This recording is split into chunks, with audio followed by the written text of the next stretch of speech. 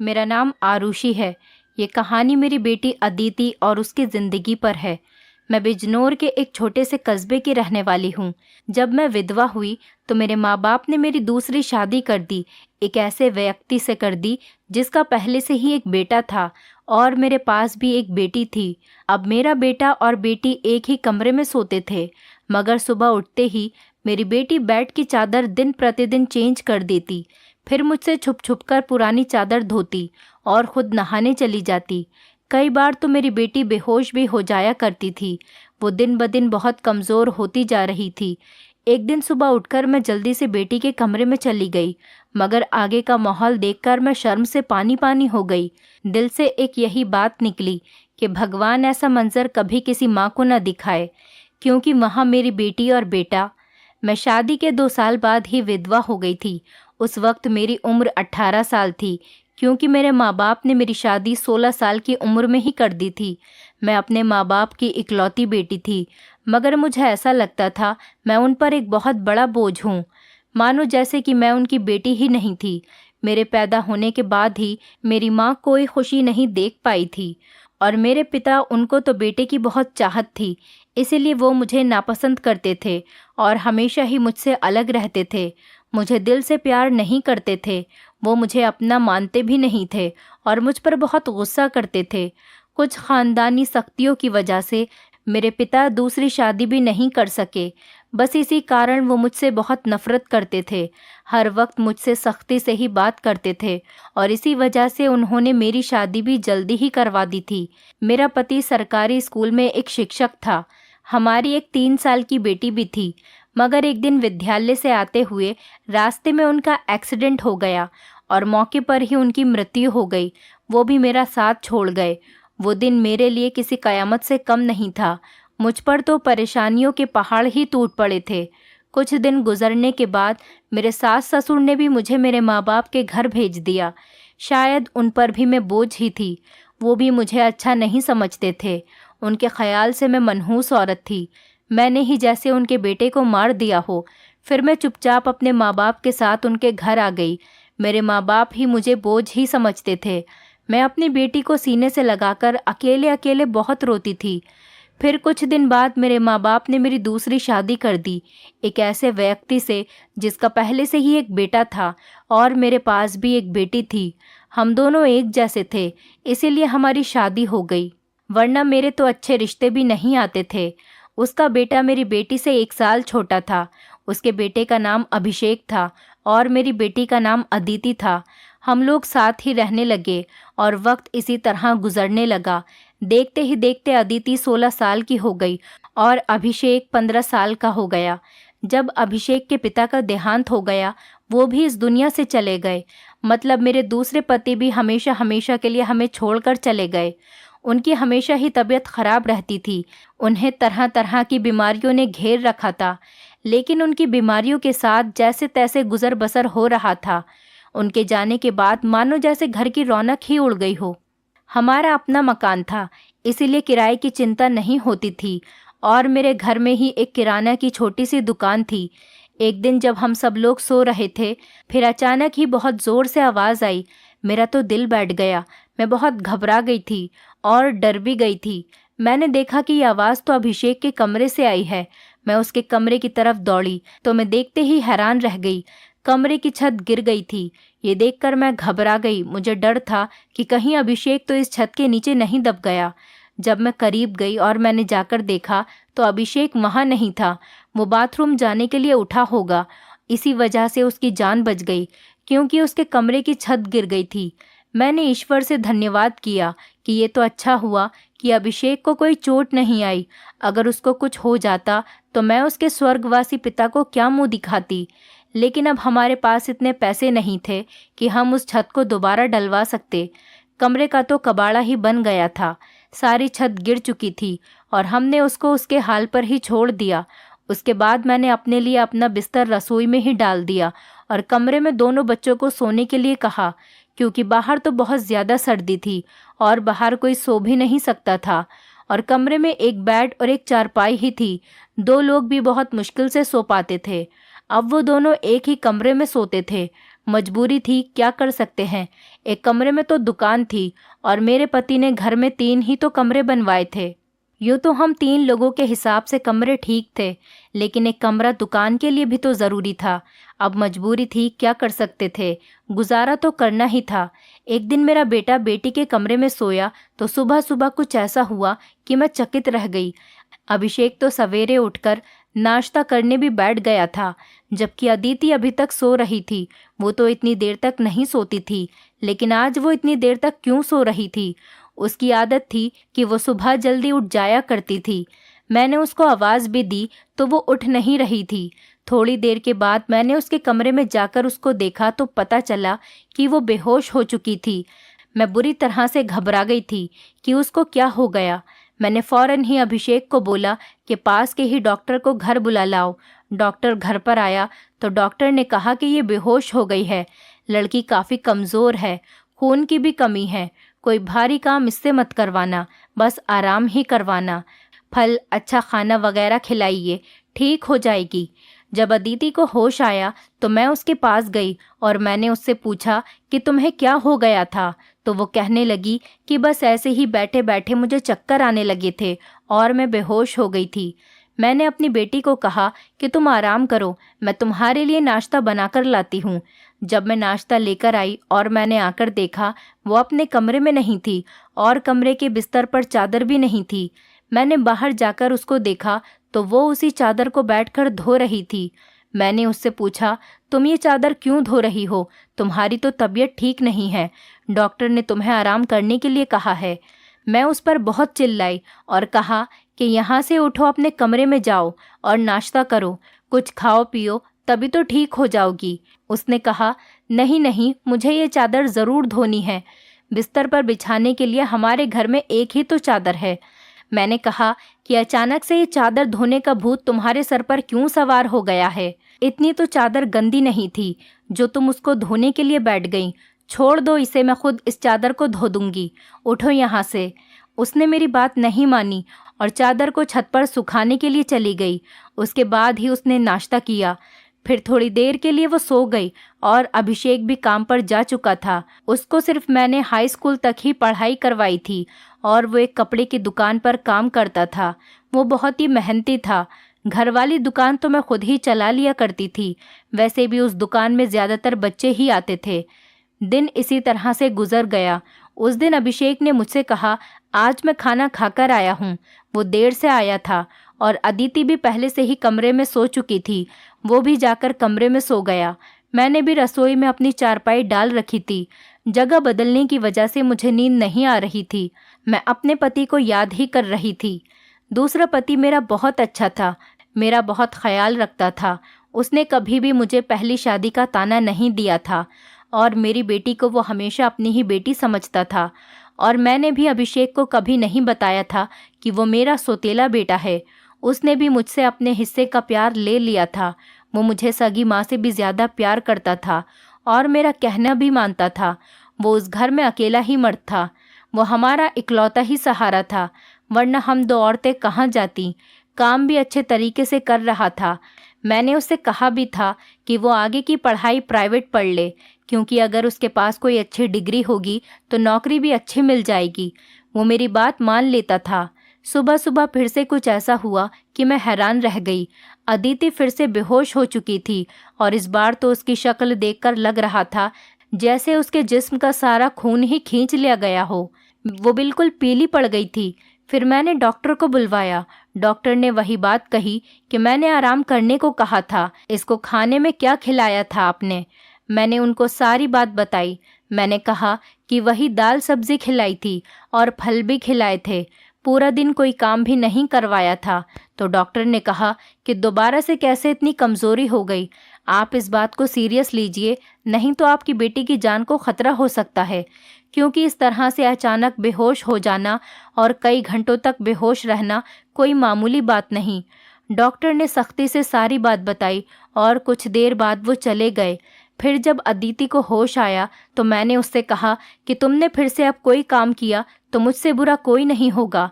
लेकिन थोड़ी देर बाद जब मैं उसके कमरे में दोबारा गई तो मैं ये देखकर हैरान हो गई कि वो क्या कर रही है। वो तो फिर से बैठ के चादर को धो रही थी। इस बार मैं उसे दूर से देख रही थी, क्योंकि जो भी वो कर रही थी वो सब कुछ मामूली नहीं था। वो बेहोशी से उठकर चादर को धोना शुरू कर देती थी। ये सब क्या हो रहा था? वो ये सब क्यों कर रही थी? जब से मेरे बेटे ने उसके कमरे में सोना शुरू किया था, तभी से वो ऐसा कर रही थी, और बेहोश भी तभी से हो रही थी। अभिषेक उसके लिए था तो सौतेला भाई, लेकिन बचपन से दोनों एक साथ ही पले बड़े हैं। उन दोनों में तो सगे भाई बहनों जैसी मोहब्बत थी।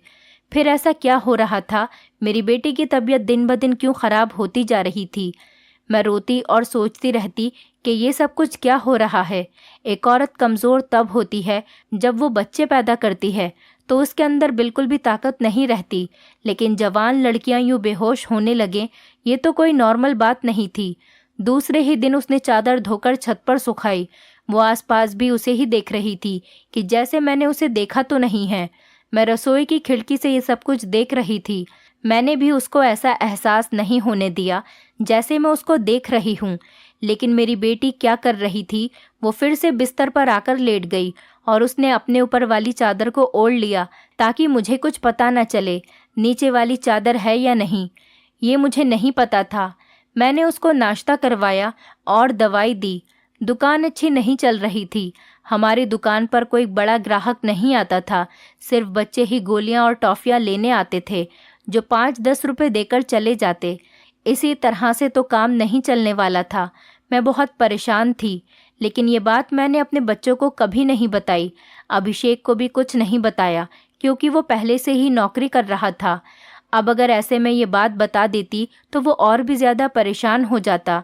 लेकिन मैं खुद बहुत परेशान हो गई थी। ऊपर से डॉक्टर ने कहा था बेटी को अच्छी चीज़ें खिलाओ, लेकिन घर में तो दाल रोटी के भी पूरे पैसे नहीं हो रहे थे। घर का खर्चा करना बहुत मुश्किल हो रहा था। लेकिन एक दिन कुछ बहुत ही अजीब हुआ। मैंने अपने बेटे अभिषेक और अदिति को कुछ ऐसी बातें करते हुए सुना जिनकी मुझे बिल्कुल भी समझ नहीं आई। मेरे बेटे ने कहा, ये तुमने तो अभी से ही अपनी तबीयत खराब कर ली है। इस तरह तो नहीं चलेगा। अगर तुम्हें इतनी परेशानी हो रही है तो फिर हम ये सब नहीं कर सकते। मेरी बेटी ने कहा कि नहीं, मुझे ये काम करना है। इसी तरह के मौके बार बार नहीं मिलते हैं, और मुझे क्या पता था कि मेरे साथ ये सब कुछ हो जाएगा। मुझे तो पता ही नहीं था कि मेरे अंदर इतनी भी ताकत नहीं है। मेरे बेटे ने कहा कि अब तो तुम्हें पता है ना, मैं तुम्हारी ज़िंदगी को दांव पर नहीं लगा सकता। तो मेरी बेटी का कहना था कि नहीं, सिर्फ 2-4 हफ्तों की बात है, उसके बाद ये मौका नहीं मिलेगा। ये सब क्या हो रहा था? मुझे कुछ समझ नहीं आ रहा था। ये दोनों क्या बातें कर रहे हैं? एक दिन तो मैंने कुछ ऐसा देखा जिसको देखकर मैं दंग रह गई। सुबह सुबह ही मेरी बेटी ने चादर को फिर से धोकर छत पर सुखा दिया, और वो एक तरफ खड़ी होकर उल्टी कर रही थी। मैंने कहा कि क्या हो गया है तुम्हें?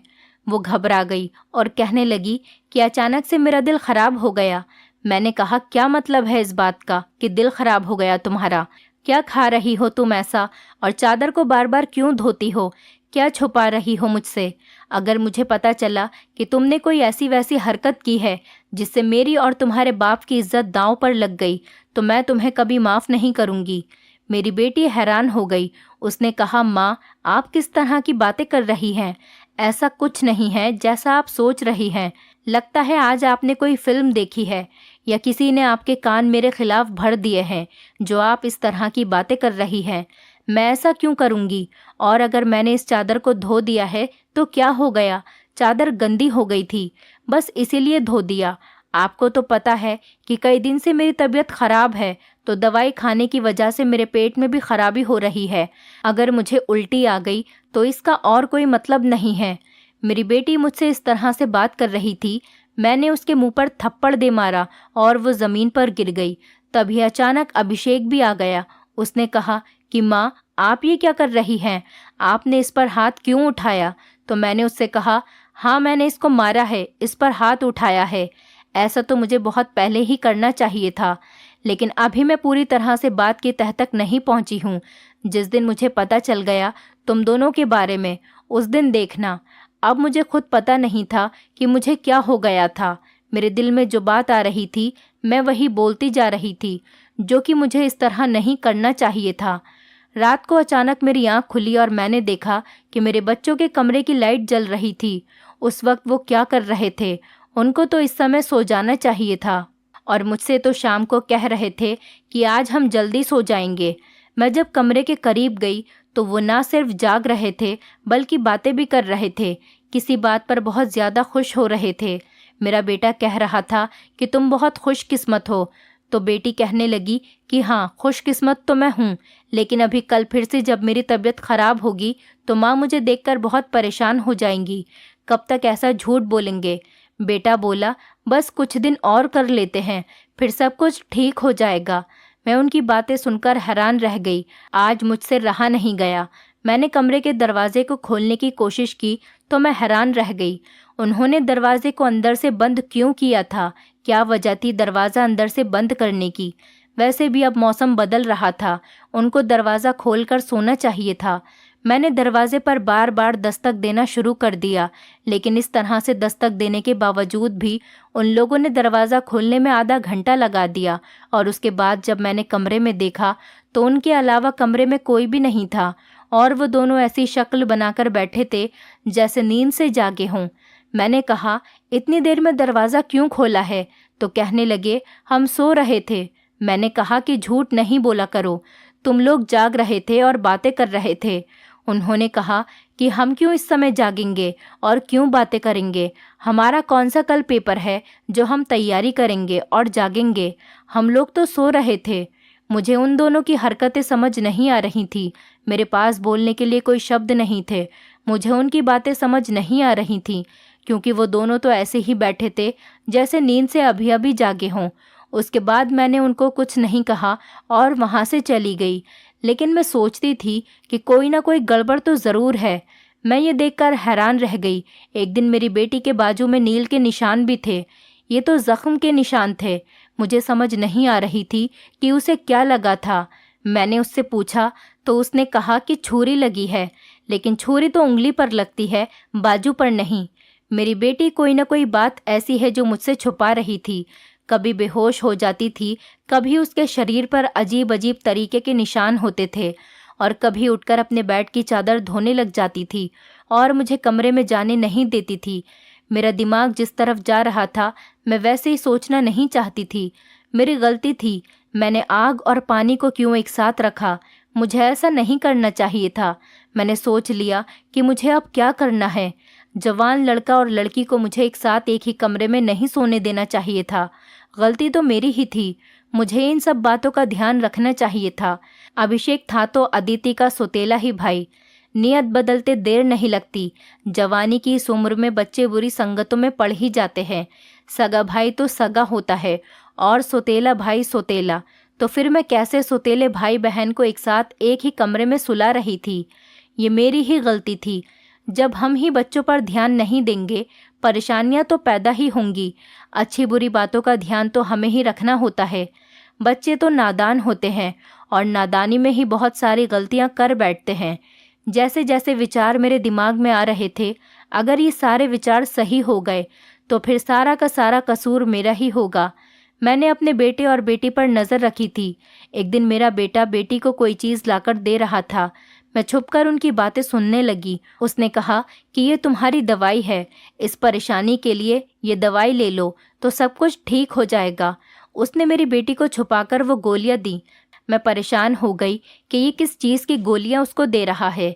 आखिर ऐसी क्या बात है जो परेशानी ये दोनों हल करना चाहते हैं और उसके बारे में मुझे नहीं पता, और ये दवाइयाँ कुछ अजीब सी क्यों लग रही थी। मेरी बेटी ने भी वो दवाइयाँ फ़ौरन से पकड़ ली और उनको अपने दुपट्टे के पल्लू में छुपा लिया। बेटे ने कहा कि रात को सोने से पहले खा लेना, तो फिर अगले दिन तुम बेहोश बिल्कुल भी नहीं होगी। और 2-3 दिन तक तो मेरी बेटी वाकई बेहोश नहीं हुई थी, लेकिन उसके बाद शायद उसकी वो गोलियां ख़त्म हो गईं और एक दिन बाद फिर से मेरी बेटी बेहोश हो गई थी। मेरा बेटा भी घर पर नहीं था, इसीलिए मैंने आज फ़ायदा उठाने के बारे में सोचा। मैंने वो चादर बहुत ही होशियारी से बेटी के नीचे से खींच ली और उसको तरीके से तय करके अपने कमरे में ले आई। मुझे खोलकर देखना था कि इस पर ऐसा क्या लगा होता था जिसकी वजह से मेरी बेटी सुबह उठते ही उसे धोना शुरू कर देती थी और यहाँ तक कि अपनी बीमारी का भी ख्याल नहीं करती। जब मैंने चादर को खोलकर देखा तो पहले तो मुझे कुछ नज़र नहीं आया, लेकिन जब मैंने ध्यान से देखा तो ये देखकर मैं हैरान रह गई कि उस चादर पर सफ़ेद सफ़ेद बाल थे और पूरी चादर बालों से भरी हुई थी। मुझे समझ नहीं आई ये किस चीज़ के बाल हैं, क्योंकि ये बाल बिल्कुल सफ़ेद और छोटे छोटे बाल थे। मैं हैरान हो गई, लेकिन मुझे ये बात समझ नहीं आई। मैं सोचती रही कि ये सब कुछ क्या हो रहा है। मैं बेटे और बेटी की हरकतों पर नज़र रख रही थी, इसीलिए सारा कुछ अपने दिमाग में सोच रही थी, लेकिन मैं किसी नतीजे पर नहीं पहुंची थी। तब तक मेरी बेटी को ये पता चल ही गया कि चादर मैंने देख ली है, तो वो मेरे पास आकर बैठ गई और कुछ अजीब सी घबराई हुई नज़र आने लगी। उसके बाद मैंने उससे पूछ लिया कि क्या बात है, क्यों परेशान लग रही हो। तो उसने कहा कि माँ, वो चादर कहाँ है। तो मैंने उससे कहा कि वो तो मैंने धोकर डाल दी है। ये कहकर वो मेरे पास से जाने लगी, तो मैंने उसका हाथ पकड़कर उसे रोक लिया और मैंने कहा कि मैं सब कुछ देख चुकी हूँ। उस चादर पर जो भी लगा हुआ था मुझे बता दो, ये सब कुछ क्या है? तुम मुझसे इतने दिनों से क्या छुपा रही हो? मैं बहुत परेशान हो गई हूँ, मेरे दिमाग में बहुत बुरे बुरे विचार आ रहे हैं। वो मेरे पास बैठ गई और फिर मेरी बेटी ने मुझे ऐसी बात बताई कि मेरे कदमों तले से ज़मीन निकल गई। मेरी बेटी ने मुझे बताया कि माँ, जैसा आप समझ रही हैं वैसा बिल्कुल भी नहीं है। दरअसल हमने देख लिया था कि इस घर के हालात अच्छे नहीं चल रहे। घर की दुकान भी नहीं चल रही थी और भैया भी कुछ खास पैसे नहीं कमा रहे थे, लेकिन हमें ऐसा कोई काम नहीं मिल रहा था जो हम लोग कर पाते। फिर भैया के एक दोस्त ने उसको एक काम दिया। दरअसल उसने कुछ बहुत ही नस्ली किस्म के बिल्ली के बच्चे रखे हुए थे, जो कि 3 से 4 की तादाद में थे, लेकिन उनको संभालना उसके बस से बाहर था। इसलिए उसने हमें उन बच्चों को संभालने का काम दिया और उस काम के बहुत सारे पैसे दिए। दरअसल भैया भी पूरा दिन वहीं होते थे, लेकिन रात में भाई को आराम भी करना होता था, इसीलिए उन बिल्ली के बच्चों को कमरे में ले आते थे और मैं उनको संभाल लेती थी। उन्हीं के बाल सुबह चादर पर लगे हुए थे, जिसको मैं सुबह को धो देती थी, क्योंकि हमें पता था कि आपको इस तरह की चीज़ें अच्छी नहीं लगती और हम आपको ये सब कुछ बताना भी नहीं चाहते थे। हम ये सब काम कर रहे हैं और मुझे बाद में पता चला कि मुझे बिल्ली के बच्चों से एलर्जी हो जाती है, जिसकी वजह से मैं सुबह को बेहोश हो जाती थी। भैया ने मुझे जो दवाइयाँ लाकर दी थी वो भी इसी चीज़ की थी, ताकि मेरी एलर्जी कम हो जाए। माँ, भैया का वो दोस्त बहुत अमीर है और वो इस काम के हमें बहुत ज़्यादा पैसे भी दे रहा था। वो हमें एक दिन के 1000 रुपये दे रहा था और आज उन बच्चों का हमारे घर में आखिरी दिन था, क्योंकि अब वो उन्हें लेकर दूसरे शहर चला गया है और हमने इतने पैसे कमा लिए हैं कि हम उस कमरे की छत भी डलवा सकते हैं और घर का कुछ राशन भी ला सकते हैं। हमें पता है कि आपको पालतू जानवर पसंद नहीं हैं, इसीलिए हमने आपको ये बात नहीं बताई थी, लेकिन आपने तो न जाने हमारे बारे में क्या क्या सोच लिया, हम पर इतना शक किया। आपने हमारे बारे में जो बातें की वो हमारे दिल में तीर की तरह जाकर लगती थीं। मैं जानती हूँ कि वो मेरा सौतेला भाई है, लेकिन वो मेरे सगे भाइयों से भी बढ़कर है। उसने हर बार सिर्फ हमारे बारे में ही सोचा है, जबकि देखा जाए तो हम उसके क्या लगते हैं। उसका पिता तो इस दुनिया से जा चुका है और उसके अपने रिश्तेदार भी तो हैं, जो कि हमसे बहुत ज़्यादा अमीर हैं। वो उनके साथ जाकर भी तो रह सकता है, लेकिन वो फिर भी हमारे साथ रहता है, क्योंकि वो हमें कभी अकेला नहीं छोड़ना चाहता। उसने हमेशा मुझे अपनी सगी बहन ही माना है। उसने कभी मुझसे कोई गलत बात नहीं की और वो हमारा साथ भी देता है, हमारे लिए बहुत कुछ करता है।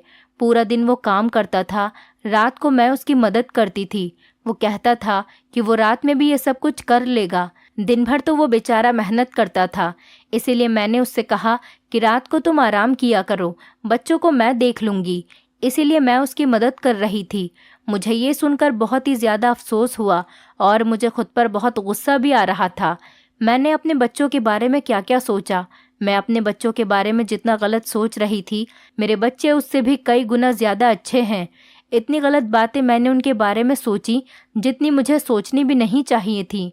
हमने ये बात अभिषेक को नहीं बताई। अदिति ने भी उसको कुछ नहीं बताया कि मुझे सारी बात का पता चल गया, क्योंकि अब ये काम वैसे भी ख़त्म हो गया था और मैं उसकी नज़रों में और ज़्यादा गिरना नहीं चाहती थी। कुछ दिन बाद अभिषेक ने उस कमरे की छत डलवा दी और अब हमारे घर का कमरा भी ठीक हो गया था।